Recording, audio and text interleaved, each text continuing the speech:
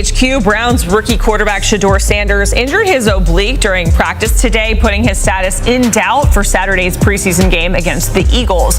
He's the latest quarterback on Cleveland's roster who has dealt with a health issue, joining fellow rookie Dillon Gabriel and Kenny Pickett. Sanders, who is trying to fight his way up the Browns' depth chart, started the preseason opener last week. And the Browns' quarterback room just went from crowded to chaotic. Shedeur Sanders, the rookie who had the NFL world buzzing after his explosive preseason debut, is now injured with an oblique strain that's putting his Saturday game against the Eagles in serious doubt. But here's where it gets absolutely wild. He's not the only one dropping like flies. Kenny Pickett, hamstring. Dillon Gabriel, also hamstring. That's 3 quarterbacks dealing with injuries in one room. And suddenly, 40-year-old Joe Flacco might be all Cleveland has left standing. The question isn't just whether Shedeur can play Saturday. It's whether the Browns' entire quarterback future just took a massive hit. What's really happening behind closed doors in Cleveland? And why does it seem like every time Shedeur gets momentum, something tries to knock him back down? Look, I've been following this story since day one. And let me tell you something. This isn't just bad luck. This is the kind of chaos that either makes or breaks a young quarterback's career. When CBS Sports broke the news that Shedeur suffered this oblique injury during Wednesday's joint practice with the Eagles, it sent shockwaves through the NFL community. But here's what they're not telling you on the surface, according to the latest reports from ESPN and NFL.com. Sanders was throwing early in practice when he felt something pop. The team immediately held him out for the rest of the session, which tells you everything you need to know about how serious this could be. An oblique injury for a quarterback? That's not just a little tweak, that's your entire throwing motion compromised. But let's back up and talk about what led us here. Because this story is way deeper than just one injury. When Shedeur stepped onto that field last Friday night against the Panthers, he didn't just play, he made a statement. 2 touchdown passes in his first preseason appearance. The poise, the accuracy, the way he commanded the huddle.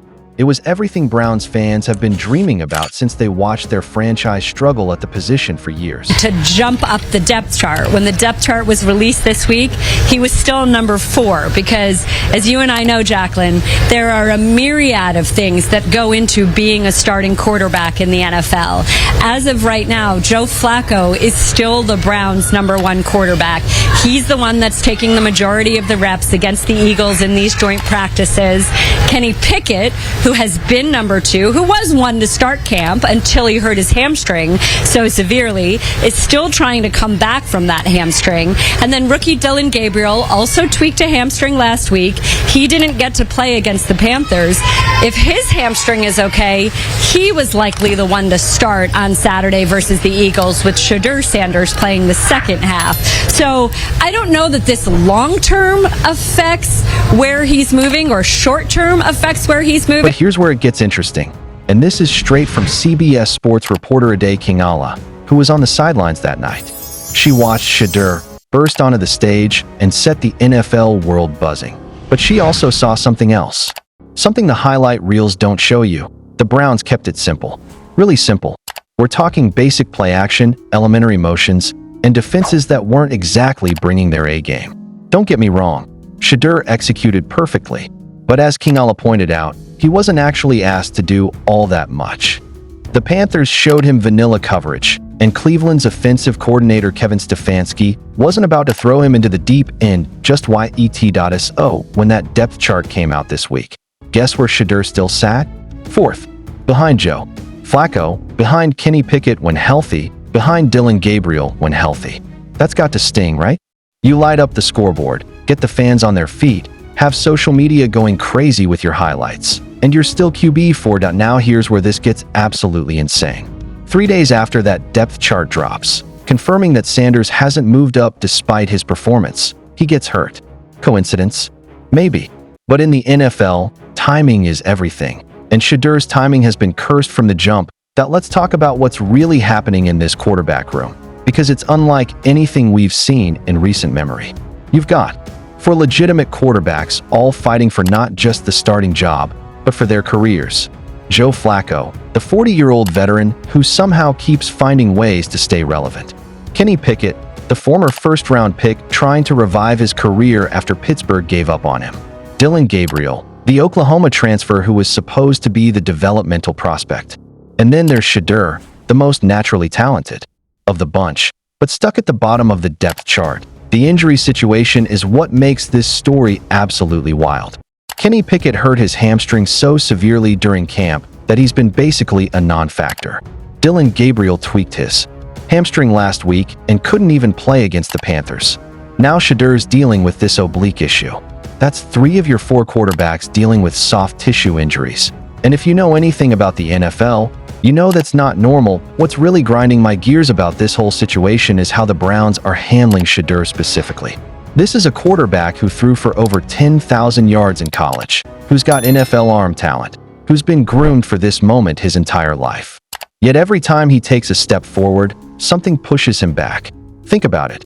He has the game of his life against the Panthers, shows he can handle NFL speed and complexity, gets the coaching staff buzzing about his potential, and then boom, oblique injury 3 days later. It's like the football gods are testing him, seeing how much he can handle before he breaks. But here's what I love about Shedeur's situation and why I think this injury might actually be a blessing in disguise. Sometimes adversity reveals character, and everything I've seen from this kid tells me he's built different. Look at how he's handled every challenge so far. Gets drafted later than expected, doesn't complain, just works harder. Gets put at the bottom of the depth chart despite being the most talented quarterback on the roster, doesn't pout, just prepares like he's the starter.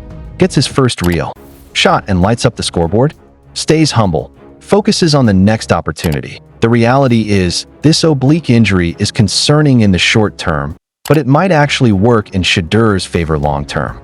Here's why.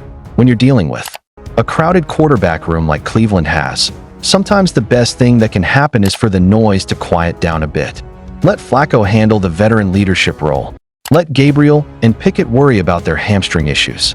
Shedeur can focus on getting healthy and continuing to develop his understanding of the offense. Despite his stellar debut, Sanders remained 4th on the unofficial depth chart, which tells you that the Browns coaching staff isn't making emotional decisions based on one preseason game. They're evaluating the complete picture, practice performance, playbook mastery, leadership qualities, and yes, durability. But let's be real about what this injury means for Saturday's game against the Eagles. If both Gabriel and Sanders are out, Cleveland's looking at Joe Flacco getting significant reps with maybe Tyler Huntley, the former Ravens backup they just signed, getting some action. That's not exactly the youth movement Browns fans were hoping to see. The timing couldn't be worse from a development standpoint. Joint practices with Philadelphia were supposed to be Shedeur's chance to face a different defense, to see some new looks, to continue building on that momentum from last week. Instead, he's on the sideline watching other guys get those precious reps. And here's what's really frustrating. Injuries to Kenny Pickett and Dillon Gabriel were supposed to give Shedeur Sanders more chances, but now his own injury is limiting those opportunities. It's like the universe is conspiring against this kid, but you know what? I'm not worried about Shedeur Sanders. You want to know why? Because everything I've seen from him tells me he's going to use this setback as fuel. This isn't some soft college quarterback who's going to fold under pressure. This is Coach Prime's son, a kid who's been dealing with expectations and adversity his entire life. The oblique injury is concerning, sure, but let's put it in perspective. He was held out of the first day of joint practices, but we don't know the severity yet. Oblique strains can range from minor discomfort that heals in days to more serious issues that linger for weeks. Given that it happened during throwing drills, the Browns are obviously being cautious. What I find interesting is how quickly the team made the announcement. They didn't try to hide it or downplay it. They were transparent about what happened and when. That tells me they're not panicking internally. They're just managing the situation professionally. The real question isn't whether Shedeur will recover from this injury. Of course he will. The real question is how this affects his trajectory within the organization. Does this push back his development timeline? Does it give other quarterbacks more opportunities to impress? Or does it actually help him by reducing the pressure and expectations? I think it's the latter. Sometimes the best thing for a young quarterback is to slow down the hype train just a little bit. Let him focus on the fundamentals. Let him continue learning the system. Let him get fully healthy before asking him to carry the weight of an entire franchise's hopes. Here's what I'm watching for in the coming days. First, how quickly does Shedeur heal? Oblique injuries can be tricky because they affect your entire core stability, which is crucial for quarterback mechanics. If he's back practicing by early next week, we know it's minor. If he's out longer, it becomes a bigger concern. Second, how does Kevin Stefanski handle the quarterback rotation moving forward? Does he stick with the established depth chart hierarchy? Or does Shedeur's performance against the Panthers earn him more opportunities once he's healthy? Third, and this is the big one, how does Shedeur respond to this adversity? Does he let frustration creep in? Or does he use this time to continue studying film, working with coaches, and preparing for his next opportunity? Everything I know about this kid tells me he's going to handle it the right way. He's been dealing with pressure and expectations since he was in high school. He's been doubted before and proven people wrong. This is just another chapter in what I believe will be a successful NFL story. The Browns might have a crisis in their quarterback room right now with 3 guys dealing with injuries. But here's the thing. Crisis often reveals opportunity. When healthy bodies are scarce, teams have to get creative. They have to develop depth. They have to prepare guys who might not have gotten a chance otherwise. For Shedeur, this could actually be perfect timing. Let the veteran Flacco handle the immediate needs. Let Gabriel and Pickett deal with their injury concerns. Shedeur can focus on getting completely healthy while continuing to master the offensive system. And let's not forget, this is still preseason. These aren't games that matter in the standings. They're evaluation periods, development opportunities, chances to see what you have. If Shedeur misses one preseason game because of an oblique injury, that's not derailing his career. That's just part of the process. The Browns knew what they were getting when they drafted Shedeur. They knew about his arm talent, his intelligence, his leadership qualities. They also knew he was going to need time to develop, just like every rookie quarterback does. This injury doesn't change any of that. What it does is add another layer to his story, another obstacle to overcome, another reason for doubters to question whether he can handle the NFL level. And if I know anything about Shedeur Sanders, it's that he performs his best when people underestimate him. So while everyone's panicking about the Browns' quarterback crisis, while reporters are asking if they need to hit the panic button, I'm looking at this as just another step in Shedeur's journey. He's going to heal from this oblique injury. He's going to get back on the field. And when he does, he's going to show everyone exactly why he belongs at the next level. The question isn't whether Shedeur can overcome this setback. It's whether the Browns will be smart enough to recognize what they have in him once he's fully healthy. Because make no mistake about it, this kid is special. One oblique injury isn't changing that. But here's what I really want to know, and this is the question that's going to determine everything.